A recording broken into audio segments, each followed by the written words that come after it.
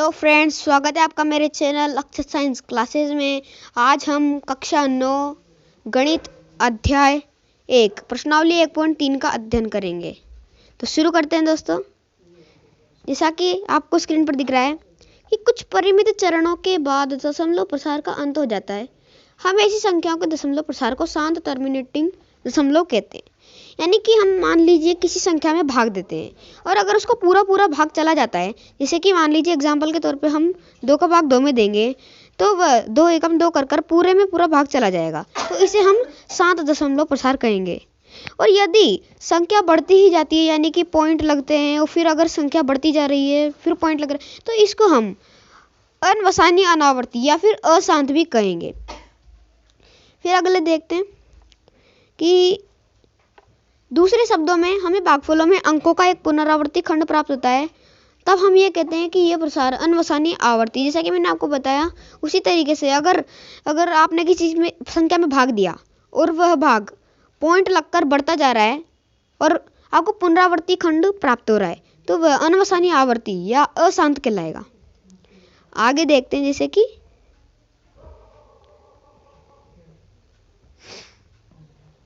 थोड़ी देर फिर अगला है कि एक अपरिमेय संख्या का दशमलव प्रसार अनवसानी अनावर्ती होता है। यानी कि जो अपरिमेय संख्या, यानी कि हम कहेंगे कि किसी भी संख्या का अगर अनवसानी अनावर्ती प्रसार होता है तो वह हमारी अपरिमेय संख्या कहलाएगी। इसी तरह आगे देखते हैं हम। अब यह है कि जो आर्किमिडीज है वह यूनान का प्रबुद्ध व्यक्ति था।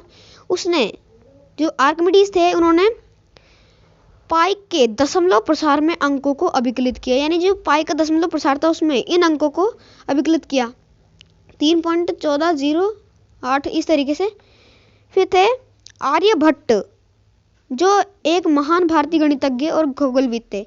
इन्होंने 4 दशमलव स्थान तक शुद्ध पाई का मान ज्ञात किया, जो कि वह मान था 3.1416।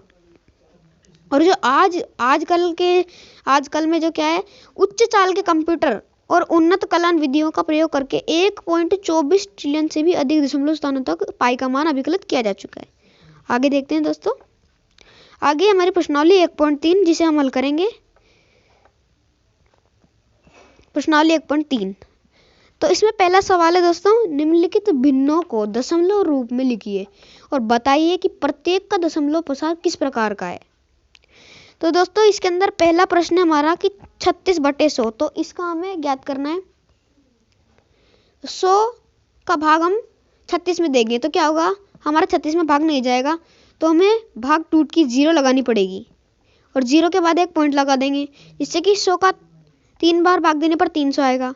तो बचे हमारे 6 और 60 बचा। उसके बाद में अब 100 का 60 में भाग नहीं जा सकता, तो हम फिर से पॉइंट लगा देंगे। मतलब पॉइंट तो लगा ही रखा था, अब उसके बाद एक 0 और बढ़ा देंगे, जो 600। 100 का 6 में भाग देके 600 और ये हमारा उत्तर आ जाता है, जो कि 0 आएगा। तो दोस्तों इसमें 360 में पूरा भाग गया, 0.36 हमारे उत्तर आए, तो अतः ये शांत दशमलव प्रसार है। आगे देखते हैं। दूसरा प्रश्न है हमारा 1/11। 1/11 में देखेंगे हम कि 11 का भाग हमें 1 में देना है, तो अब क्या करेंगे, हमारा 11 का भाग 1 में तो जाएगा नहीं। अब हमें करना क्या है, सबसे पहले 0 उतार लेनी है और हमें एक 0 लगानी है। फिर 0 लगा करके आगे देखेंगे कि एक और 0 लगानी है, जिससे कि डबल 0 और बढ़ जाएंगे और फिर हमें 9 का भाग देना है। तो 9 का भाग देते ही हमारे पास 11, 90, 99, 100 का भाग जाएगा और 100 में 99 में बाद 1 बचेगा।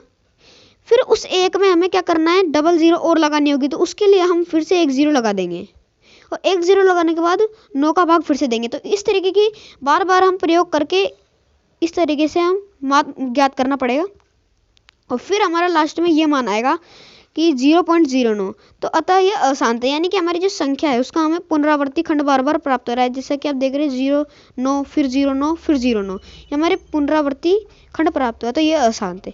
फिर हम आगे देखेंगे 4 सही 1/8।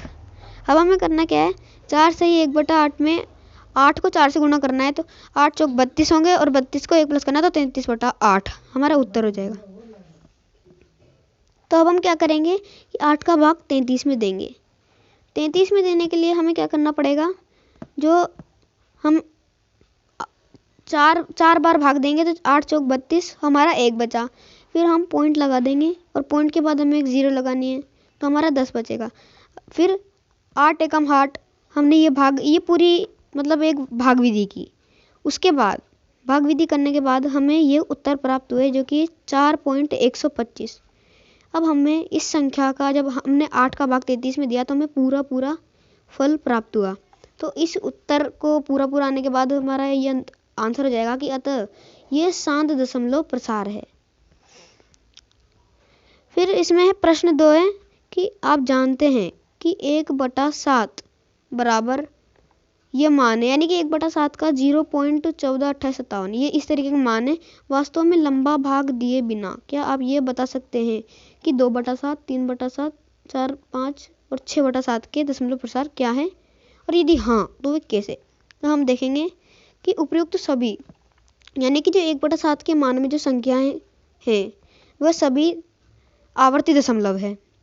तो आवर्ती दशमलव है तो हम क्या करेंगे, जितनी भी संख्याएं हैं उनमें इस दशमलव आवर्ती का हम गुणा करेंगे। जैसे कि पहले प्रश्न आपने देखा 2/7 को हमने क्या किया, 2 गुणा 1/7 किया। तो हम 2/7 को इस तरीके से भी लिख सकते हैं, 2 गुणा 1/7। तो हम क्या करेंगे, 2 गुणा और 1/7 के मान को गुणा कर देंगे तो हमारा ये उत्तर हो जाएगा। इसी तरीके से हमने 3/7 का 1/7 के मान से गुणा किया तो हमारा ये उत्तर प्राप्त हुआ। फिर हम देखेंगे कि 4 को गुणा किया तो ये उत्तर प्राप्त हुआ, 5 में किया तो ये उत्तर प्राप्त हुआ, फिर 6 में किया तो ये उत्तर प्राप्त हुआ। इस तरीके से हम कर लेंगे। फिर प्रश्न 3 देखते हैं दोस्तों कि निम्नलिखित को P/Q=0 के रूप में लिखिए। तो यानी कि हमें इस तरीके से लिखना है कि उसे बटे में लिखें और जो Q है वह जो 0 के रूप में ना आए। तो इसमें पहला प्रश्न है दोस्तों 0.6 के ऊपर बार है ना, तो हम क्या करेंगे कि x मान लेंगे 0.6 के ऊपर बार, तो x हमारा हो जाएगा 0.666। तो यहाँ केवल एक आवर्ती अंक है, जैसे कि ये देख रहे हैं एक आवर्ती अंक है। तो हम क्या करेंगे, ये जो समीकरण 1 थी हमारी, ये वाली 0.666 समीकरण 1, इसमें हम 10 से गुणा करेंगे इस समीकरण को। तो 10 से गुणा करने के बाद हमें 6.666 प्राप्त हुआ। उसके बाद हमें करना क्या है, जो हमें दूसरी समीकरण प्राप्त हुई उसमें हमें पहली समीकरण घटानी है, यानी कि 6.666 में 0.666 को घटाना है। तो हमें प्राप्त क्या हुआ, हमें प्राप्त हुआ 6 जो कि 9x के साथ है। अब हम क्या करेंगे, x बराबर 6 लेकर 9 को बटे में कर देंगे, क्योंकि अभी 9x गुणा में, तो ये उधर इसका स्थानांतरण करने पर हमें 6/9 प्राप्त होगा। इसे हम काट देंगे तो हमें 2/3 प्राप्त हुआ। तो ये इसका उत्तर होगा। अगला प्रश्न देखेंगे। अगला प्रश्न है 0.47। तो 7 के ऊपर दोस्तों आपने देखा कि बार है। अब हमने x बराबर 0.47 के ऊपर बार ले लिया, तो इसका उत्तर हो जाएगा कि x बराबर 0.4777। इसके बाद हम देखेंगे यहाँ केवल एक संख्या पर बार है, तो हमें जो बार की संख्या है वह नहीं देखनी। इसके बाद हमें क्या करना है, दोनों संख्या पॉइंट के बाद में संख्याएं देखनी है। जैसे कि पॉइंट के बाद में हमारी 2 संख्याएं हैं, तो एक लिखकर पॉइंट के बाद की संख्याओं के उतने ही 0 लगा देने, तो हमारा 100 बना। तो हम क्या करेंगे, 0.4777 को जो हमारी पहली समीकरण है इसे हम 100 से गुणा कर देंगे। 100 से गुणा करने के बाद हमें 47.77 प्राप्त हुआ। उसके बाद हम क्या करेंगे, हमारी 2 समीकरण बन गई, तो जो दूसरी समीकरण है उसमें से हम माइनस कर देंगे पहली समीकरण को। तो हमें माइनस करने के बाद प्राप्त हुआ 90x बराबर 43, 90x बराबर 43। तो हमें ये प्राप्त हुआ। अब हम क्या करेंगे, 90x की गुणा में है, तो जब हम उसका स्थानांतरण करेंगे तो वह बटे में आ जाएगा और 43/90 हो जाएगा। तो इसका उत्तर हो जाएगा 43/90। अगला प्रश्न है 0.99,999 को P/Q के रूप में व्यक्त कीजिए। तो अब क्या करना है, हमें माना x बराबर, यानी कि 0.9 को हमें x बराबर मान लेना है और फिर 9 के ऊपर बार है इसलिए हमें उसे बार बार रिपीट कर लेना है, पुनरावर्ती खंड बना लेना है। तो समीकरण 1 में 10 गुणा करने पर, जब हम 10 से गुणा करेंगे तो हमारा 0 पॉइंट जो है वह 9 पॉइंट बन जाएगा और हमारा उत्तर होगा 10x बराबर 9.999। तब क्या करेंगे, हमारी दो समीकरण बन गई, तो दूसरी समीकरण में से पहली समीकरण को हम माइनस कर देंगे। माइनस करने के बाद हमारा 9x बराबर 9 प्राप्त हुआ। अब 9 प्राप्त होने के बाद क्या करेंगे, x बराबर वही स्थानांतरण करने के बाद वो बटे में चल जाएगा और कट कर हमारे पास एक उत्तर आएगा, यानी कि जो हमारा शुरुआती प्रश्न था 0.9 के ऊपर बार, तो इसका उत्तर हो जाएगा हमारा 1। तो दोस्तों इस तरीके से हमने पूरी प्रश्नावली के जो 1 से लेकर 4 तक के प्रश्न थे वो हल किए।